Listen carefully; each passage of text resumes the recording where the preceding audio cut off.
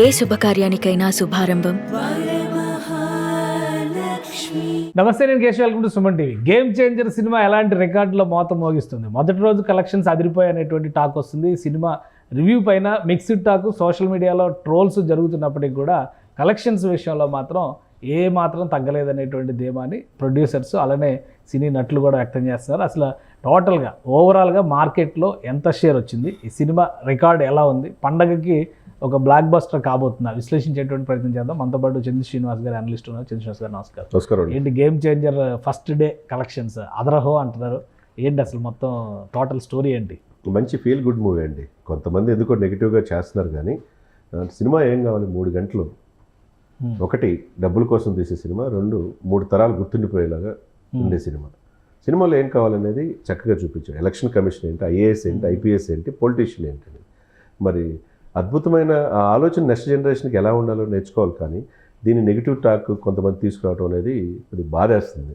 సరే, ఏదైనా కానీ ఇప్పుడు 186 కోట్లు కలెక్షన్ చేసిందంటే వరల్డ్ వైడ్ గ్రాస్ మామూలు విషయం కాదు కదా.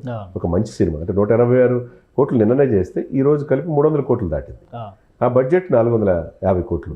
అంటే నిర్మాతలకు ఏం ప్రాబ్లం లేదు. 19వ తారీఖు వరకు టికెట్లు ఇక్కడ రేట్ పెంచుకోవచ్చు. ఆంధ్రప్రదేశ్లో వెసులుబాటు ఉంది. ఇప్పుడు సినిమా చూశారంటే సినిమాలో విషయం లేకపోతే మళ్ళీ ఆడియన్స్ వెళ్ళరు. ఇప్పుడు సకుటుంబ సపరివార సమేతంగా సంక్రాంతికి ఒక బ్లాక్ బస్టర్ మూవీ ఇచ్చారనేది ఇప్పుడు రామ్ చరణ్ మనం చూసాం, ఆస్కార్ రేంజ్కి ఎదిగాడు. ఆ తర్వాత వచ్చిన సినిమా, తర్వాత శంకర్ తీసిన స్ట్రైట్ మూవీ. కాబట్టి చాలా ఎక్స్పెక్టేషన్స్ మధ్య వెళ్తారు. కొంతమంది కొంత నచ్చకపోయినంత మాత్రాన ఒకళ్ళిద్దరికి సినిమా మొత్తం బాగాలేదనుకోండి. ఎందుకంటే నేను ఎర్లీ మార్నింగ్ 4 o'clock చూశాను సార్, చలిలో పోయి. చూసినప్పుడు నాకు సినిమా బాగా అనిపించింది. నేను ఒక లా గ్రాడ్యుయేట్గా, పోస్ట్ గ్రాడ్యుయేట్ మాస్టర్లో చదువుకున్నాడుగా ఒక సిస్టమ్ ఏంటి, సిస్టంలో మనం ఏ విధంగా ఓటు హక్కు ఉపయోగించుకున్నాడు మాట్లాడటానికి అర్హత లేదు. అట్లనే టీవీల ముందు కూర్చొని కొంతమంది క్రిటిక్ రూపంలో వచ్చేసేసి సినిమా బాగాలేదు అని చెప్పేసి గేమ్ ఓవర్ అని చెప్పి కొంతమంది మొదటి నుంచి కూడా మెగా ఫ్యామిలీ అన్న చిరంజీవి గారు ఈ 4 ఒకవేళ ఇదే పుష్ప కాంట్రవర్సీ, మెగా ఫ్యామిలీ మీద ఉన్న వ్యతిరేకత ఇవన్నీ కలిపి ట్రోలింగ్స్ నడుస్తున్నాయి. ఇప్పుడు దిల్ రాజు గారి మీద కూడా వ్యతిరేకత తోడైనట్టుంది. తెలంగాణలో కామెంట్స్ చేశాడని చెప్పి దానిపైన కూడా డిస్కషన్ జరిగింది. ఇవన్నీ ఉంటాయి సార్. ఇప్పుడు 4.5 దశాబ్దాలు ఎన్నో ఆటుపోట్లు, ఎన్నో దెబ్బలు తిని ఇప్పటికీ మెగాస్టార్గా ఉన్న వ్యక్తి చిరంజీవి గారు. అవన్నీ చూసినాడు.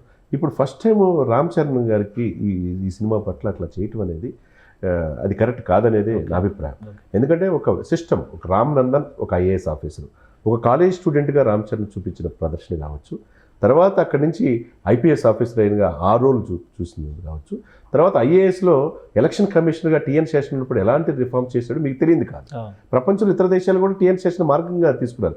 ఎవరికి భయపడలే రాజకీయ వ్యవస్థల్ని. అట్లా ఇక్కడ చూపిన ప్రతి డైలాగ్ కూడా అతను ఏంటి, విలన్తో కూడా అనేది ఏంటి, నువ్వు రాజకీయాలు 5 సంవత్సరాలు ఉంటావు, నేను చనిపోయేదాకా ఐఏఎస్ ఉంటానన్నాడు. మీకు డిక్టేట్ చేసేదే, మీకు ప్రిపేర్ చేసి జీవోలు చేసేదే మేము అంటున్నాడంటే ఒక ఐఏఎస్ గొప్పతనాన్ని తెలియజేశాడు. లేకపోతే అప్పన్న పాత్ర ఇప్పుడు చిరంజీవి గారు ట్వీట్ చేశాడు, దాని గురించి బాగా ప్రశంసించాడు. అంటే ఒక తండ్రి తగ్గ కొడుకుగా చాలా గర్వపడతారు. ఆయన ఏ చిన్న హీరో సినిమా హిట్ అయినా ఎమ్మటి ట్వీట్ చేస్తాడు, ఇంటికి పిలిపిస్తాడు, అప్రిషియేషన్ చేస్తాడు. ఆయన నైజం తన కొడుకు కోసం నేను చేశాడు. దాన్ని కూడా ట్రోల్ చేసి ఈ సినిమా తొక్కేయాలని చూస్తున్నారు. రకరకాలుగా ఏ ఛానల్కి నచ్చినట్టుగా సోషల్ మీడియాలో ట్రోల్ చేయటం, వాళ్ళకి నచ్చిన తమ్ము పెట్టుకోవటం అనేది అది కరెక్ట్ కాదు. ఇప్పుడు ఆయన చెప్పింది ఏంది, రామ్ నందన్ పాత్రలో ఒదిగిపోయాడు. అదేవిధంగా అప్పన్న పాత్ర విశేషంగా ఆకట్టుకుంది. సినిమా నిర్మాతకి, దర్శకుడికి, దీంట్లో నటించిన నటీనటులకి అందరికీ హృదయపూర్వకంగా శుభాకాంక్షలు, మంచి హిట్ ఇచ్చారన్నాడు. అది తప్పట్లయింది. ఇంకా ఉపాసన చూడండి, అవును ఆమె అన్ని రివ్యూల్ని ఒక సమప్ చేసి ఆమె ట్వీట్ చేసింది చూస్తుంటే ఇక్కడ క్యారెక్టరు, సినిమాలో సబ్జెక్ట్ కంటెంట్ ఉండాలి సార్. ఎట్లా పడితే ఏదో అమ్మాయిలను అందంగా చూపించడం, అశ్లీలంగా, లేకపోతే 2-3 సీన్లు, లేకపోతే 4 ఫైట్లు, అది కాదు. నేను అన్నట్టు ఇందాక చెప్పి 3 తరాలు గుర్తు పెట్టుకోవాలి సినిమా అంటే. ఒకప్పుడు ఆయన ఇందులో 3 తరాలు గుర్తుపెట్టుకునే ఎలిమెంట్స్ ఉన్నాయా? డెఫినెట్గా ఉన్నాయి. 2 పార్ట్లు, ఫస్ట్ పార్ట్ అంతా సదాసీదాగా అట్లా జరిగిపోయే ఒక కాలేజ్ స్టూడెంట్ నుంచి ఒక ఐపీఎస్ ఆఫీసరు, ఇంటర్వెల్ ముందు ఒక సీఎం అయ్యే అవకాశం ఉన్న రామ్ చరణ్ చూస్తాం.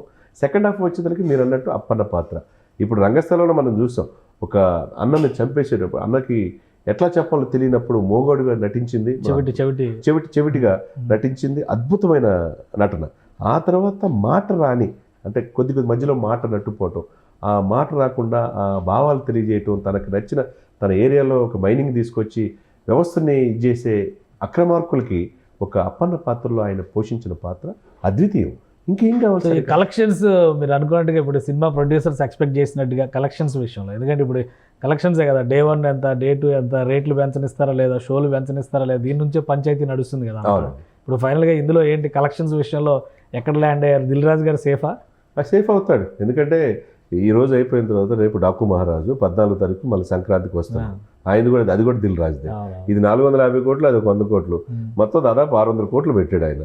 ఆయనే అంత అమాయకుడేం కాదు.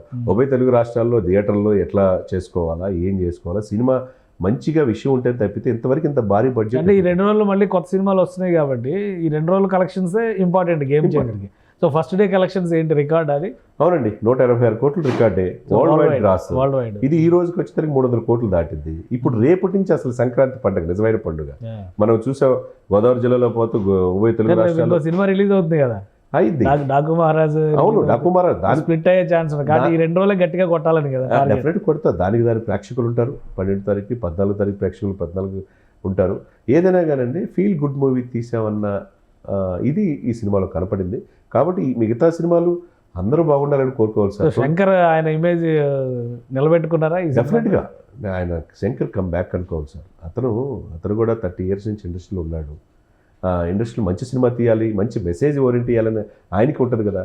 వ్యవస్థలో అక్కడ అక్రమంగా బియ్యం సరఫరా అయితే ఏమైందో చూపించాడు. యాదృచ్ఛికంగా ఆంధ్రప్రదేశ్లో జరిగే పరిణామాలు ఆంధ్రప్రదేశ్లో తీసుకొచ్చి చూపించారు.